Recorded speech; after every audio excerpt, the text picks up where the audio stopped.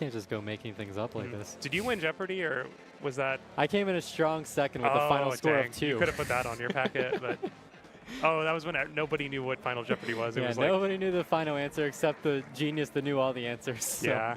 the trick was to just get in there. I think we are getting underway, though. Oh, actually, we're not. Oh, DC. So been a little shaky with our stream setup so far. Happens even on the LAN. I think we've been consistent than like the average Splatoon online tournament experience. Like, you know, we'd love for 100%, but like really all you got to beat is like 60% to do better than what the online experience is.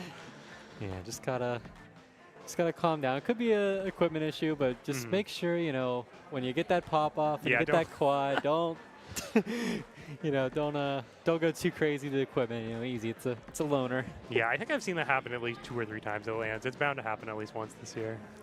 Yeah, some people. I remember a couple of years ago catching somebody who wasn't quite aware that they were still wearing their headphones and just kind of jumped up and jerked the dock along with it, and their switch fell out. It's like, man. It does seem like so convenient to like just be able to carry around a little switch, though. I can't imagine like back in the day carrying around your Wii U console with your Wii U gamepad. Yeah. How did that function? Yeah, everybody's gonna get some exercise. Like, we have it a little harder than the Smash people that all they have to do is just carry around a controller, but it's not. It could be worse. It's like we're getting the thumbs up. Are we ready? Kind of signs going off, and yeah, looks like the map says loading screens. Yeah.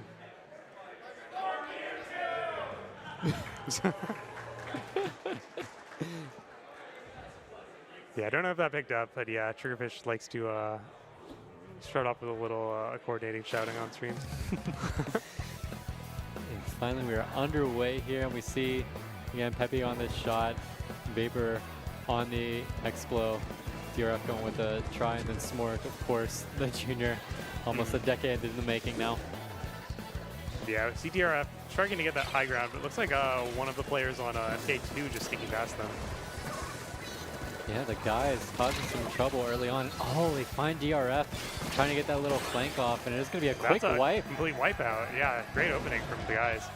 Looks like we also have this zip cap. Okay, zip cap is already called before we do much else, but that was big there by Vapor to stop that Rainmaker, because they had a lot of pain up in front of them. They could have easily ran off 10 or 20 more points.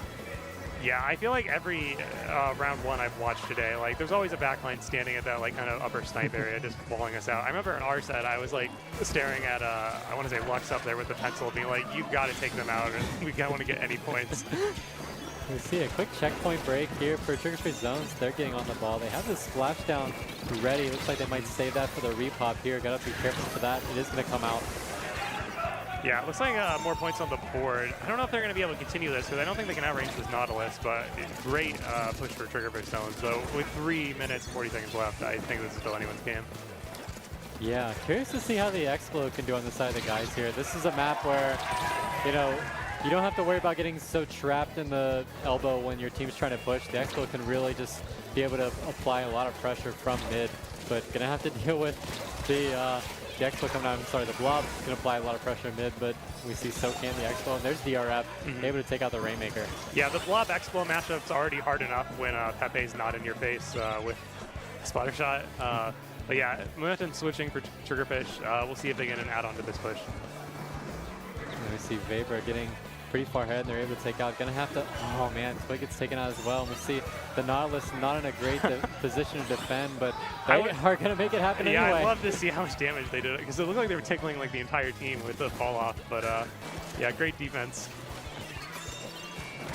And is he gonna grab it? It's just such a short map. You just drop it off your plat, and already you're like back in the mid. Not really much to have to go to get it out of your side. Oh, let's see. Looks like probably a bomb? Yeah, I think it was a kind of Phantom Bomb. And oh my goodness, yeah, Pepe just taking them all out. Oh, if he would have got that kill on Twig with that final super shot, that would have made me sick. We see the splashdown coming out again, but gonna have to deal with this Wiper right there. Can they? I've been there before with Wiper. Kind of hard to chip shot the Rainmaker with the Rainmaker, but definitely at least gave it an effort. But Apricot able to get it done, and then has the has the Ultra Stamp ready here. Gonna maybe go for a flank, or at least just kind of pacing around. Oh, great zip cast, getting rid of that Explo. And it looks like both buckets are down. It's only Pepe. Pepe's gonna find one. Oh my goodness. Oh my god. Yeah, one of probably many big hero plays we'll see from Pepe this weekend, just shutting down the push. But okay, I spoke too soon. Yeah, this Explo is really just going to wall them out. They really need to get a Zipcaster again, or maybe even a Zuka, or if they have it, to get back in this push. We're able to take out the Explo who dropped. Going to have to trade it out, but here's Pepe once again. Is going to find the Rainmaker, and that is going to be a wipe.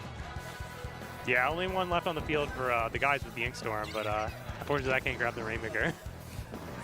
We see aggressive Zuka shot coming out, but is gonna get taken out. And credit to the guys, they're not winning, but they feel like they've been the ones playing offense more this game, just really trying to, it only takes a couple of well-timed kills in order to get this lead back. We see DRF gonna drop, trying to go for the super jump in, and is gonna get taken out, but now as we enter the last minute, it looks like the Rainmaker's just gonna get taken out by a bomb. Yeah, Pepe snuck in again from the side. They really gotta keep pressure on the forward, just prevent that happening in their push. But yeah, it looks like they're having to invest a lot just to move that Explo. Oh my goodness. It's gonna be really hard to deal with all these bombs. Again, we have Smork out here with the juniors, so you have all those bombs plus the Explo, so tons of chip damage that you have to get past. And then just when you get in, there's the splashdown. Yeah, despite losing a handful of members, the guys have still been kind of playing offense. They just haven't been able to get a big push lately. Yeah, they need just a well-timed wipe. The approach right now, only having to just be able to stagger the members of Triggerfish, just isn't quite working out, because all these members of Triggerfish are just making these hero plays, stopping the Rainmaker. So now we're going to enter overtime here. Druidan just trying to get back a little bit, getting another bomb from them. Sneaky bomb.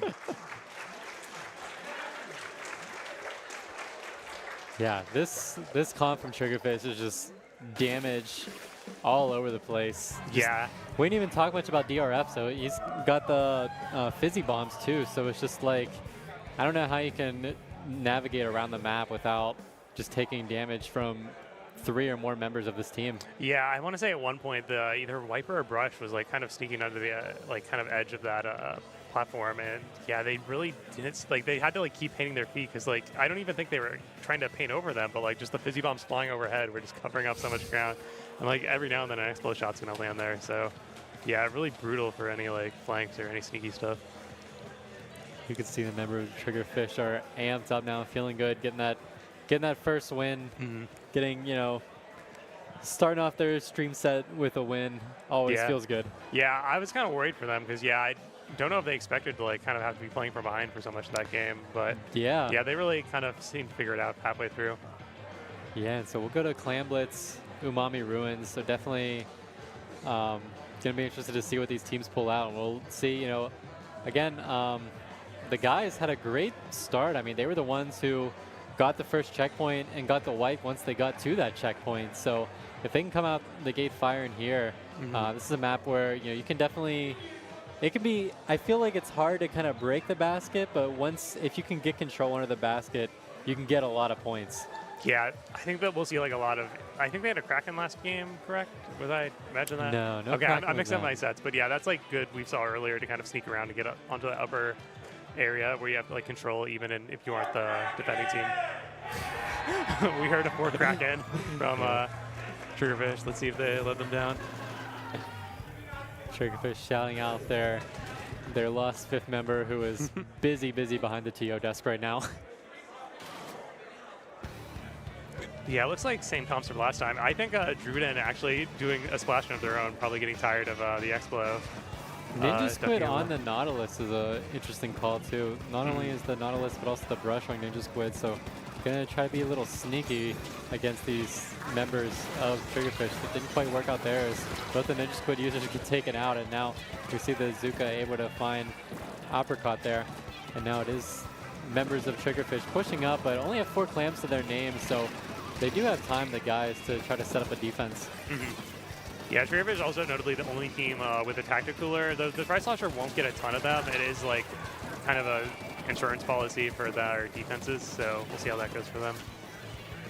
Yeah, we see they are just kind of setting up, it's something while you're while you're waiting for clams to spawn around the map, you can get that tactical going, and then that is going to come out right now. So here is an opportunity with 18 clams. They do have the big bubbler ready, so I'm curious when Smork is going to try to sneak in there and get that under the basket. Yeah, Druden's trying to sneak in with a splash shot. I hate when that happens. You get like chips on like their entire team and no one gets splatted. Well, Twig was able to find quite a few right there. Able to get, I believe that was a triple. Yeah. Just having to get traded out by the splashdown there. Yeah, really broke their hold. Yeah, if Zip was a little bit faster, I was hoping they'd like be able to zip away and dodge the other two fists from the splashdown, but great effort from them. Yeah, it looks like Triggerfish has control again. I speak a little too soon because the brush is still alive, but yeah, haven't really been able to capitalize it. Like a brush and Nautilus are really hard to push into unless you have like a way to consistently outrange them. Yeah, you see Pepe first two shots trying to target Twig there, who has been a menace on this defense, and now looks like they were able to bait them out. You can see, looks like the ball carrier does get taken down, so Pepe's going to sneak up and get it, and then get another. Oh my goodness. Yeah, I feel like Pepe was fully visible during all that, but they just had so many other dangerous people to take care of that to be able to sneak two balls in like that. Staking his claim for the top score on the team with 40 points all on his own there. Yeah, they want to get that fist bump at the end of the game. Aprigot with a pretty useful hammer. Looks like, oh, Pepe snuck in and was able to take that one out, but this is a good opportunity for the guys. Pepe is a problem right now. It seems like there's just been multiple times where either this game or the last where he's been last alive and has been able to get multiple members of the guys taken out and really just halt a lot of their momentum. Yeah, exactly. Yeah, it looks like they're building up another Zuka right now for this push. But yeah, still not a whole lot of points on the board in anyone's game. We're halfway through. But yeah, we'll see if these two picks are able to get Triggerfish in. He's moving in right now, and then there is the ball for him. Pepe scoring too. Are other people allowed to score, or is it just Pepe? All right, Smork cuts him in. Yeah, it's just like Michael at the end of Space Jam. He's just like, give me the ball, give me the ball. We see Smork now trying to hold out. Oh, they try to get the jump in. I bet Pepe probably pushed Vapor's controller out of the way, like just saying, I don't want you scoring this one, you know, like that's my job. Oh my gosh, and he finds a bomb. He finds a kill even while he's dead with a random suction bomb kill right there. But it is an opportunity here. We have 13 clams and a lot of map control in the favor of the guys here to get a counter push. Oh yeah, off. if Twig can win this fight, oh, that's a huge pick. Now they have the high ground on this. Let's see if it helps with their push with that two members down. Oh man, that's unfortunate. Just got bombed out. I thought they'd be able to get something off there, but they already used their pity too, so they are going to have to try to get around the map and get a lot of clams. If they could just do that again with more clams to dunk in, I do think they could make a comeback here. Unfortunately, Pepe's doing it right back to them with two Zuka shots.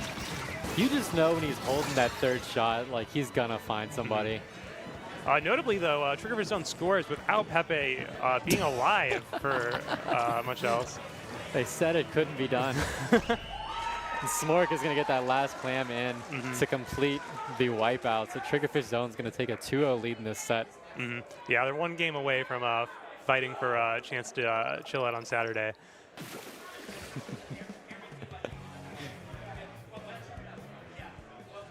Let's see, does Pepe get a I'm trying to see if I can. I'm just kind of looking around at Triggerfish Zone screen. No. That's bad. Team camaraderie right there. No fist bumping happening. Could this be the demise of Triggerfish Zones? They're pressing A too quick. I can't see who got the lead clam score. What a mystery that would have been. Oh, man. So, yeah, gonna just move on to game 3 here. These teams getting ready. I believe, what was the next map? Oh, here we go. Ink Block TC. Ink Block TC. So yeah, an old favorite from Splatoon 2.